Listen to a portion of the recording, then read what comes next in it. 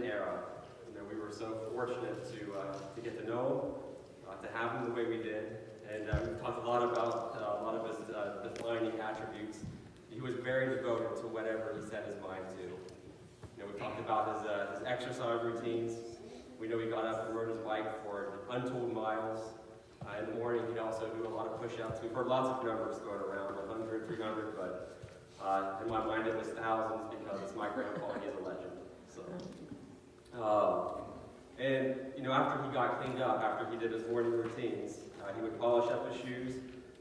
He'd put on one of his many tailored suits, and he'd head off to work. He was a snazzy dresser, as we've talked about, and he also enjoyed his jewelry. We all know him for his necklaces and his rings, and I am the proud owner of one of the ones. It's pretty sparkly. I don't think mine's the only one that has rubies on it, so. But I'm very proud to have this. He's also known to shower Grandma with diamonds and gold as well. Grandma was not shy about her love of her diamonds. She liked them big and bold and beautiful. She said she liked them like headlights. So Grandpa made sure that she had them, and the two of them were such a great dressed couple. And they worked hard for what they had. But they were never ostentatious or showy in any way. Like many here have experienced, Grandpa and Grandma were just generous to an absolute fault. They made sure that everyone had anything they could give them. Grandpa would help people. He could build or fix anything, and you couldn't stop him from helping people out. But the most important thing to Grandpa, of course, was his family, whom he loved unconditionally. He was at his happiest when the family was together. At his house, where it was great to be a grandkid, a Daubenmire grandkid. In the summer, we saw in the pictures last night, he would build a fire and roast the corn in a big kettle in the backyard. After everyone ate, he would load all the kids up in the tractor trailer and pull us around the meticulous yard. We'd go through the woods, past the concrete pier, up and down the neighbor's hill, and over again. And it was just a fantastic time. And of course, some of the greatest memories I have were some of the many extended, or the trips the extended family took together. We all remember the cabins. I guess technically it was Vermilion, Ohio, but we knew them as the cabins. Fun fact, it's hard to believe, but no one ever drank a beer at the cabins. Just like nobody ever sank a boat there either.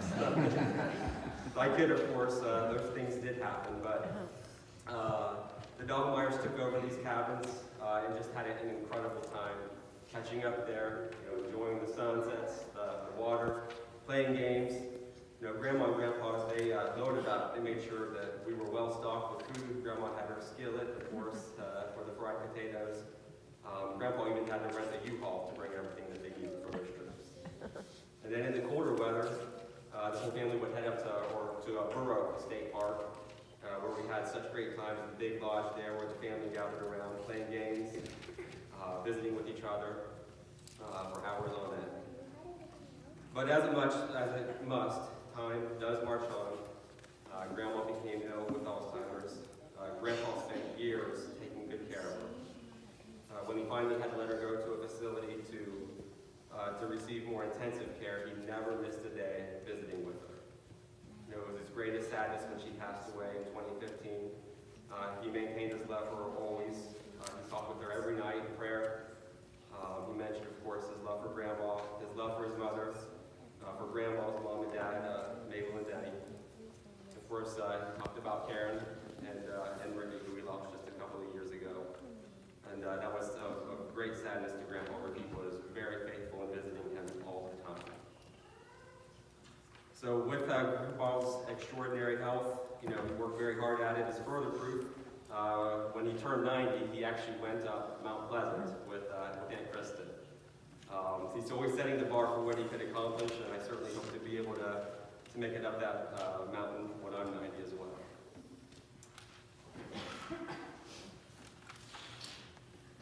Another thing about Grandpa was that he was a voracious reader. His entire life, he was just a reader. He loved to read, but as he lost his eyesight and became hard of hearing, it caused him a lot of grief. For a while, he could read large print books, and when that didn't work anymore, Aunt Becky, she made sure that he had the audible books to listen to. It was a lifelong pleasure for him, and thank you, Becky, so much for taking care of him. You know, I've always been proud of the Daubenmire name. A few years back, Nicholas and my brother, we met for dinner at a restaurant in Cincinnati, and when we got to the restaurant, they said it was going to be a 15-minute wait. And Nicholas said, "What, for a Daubenmire?" So, obviously he was joking, but in that joke there was a sense of pride that it was to carry this Daubenmire name. It was a pride that Grandpa instilled in his kids and, of course, into all the cousins.